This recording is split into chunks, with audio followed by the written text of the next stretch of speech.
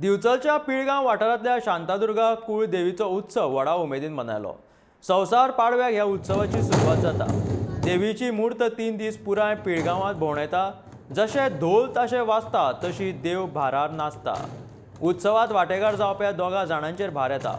12 जाण देवीचो आनी शांतादुर्गा देवीचो भार घेता। निमाणे दिसा होमखण जाता। ह्या होमखणांत सगळे गडे उजो हुपून वता।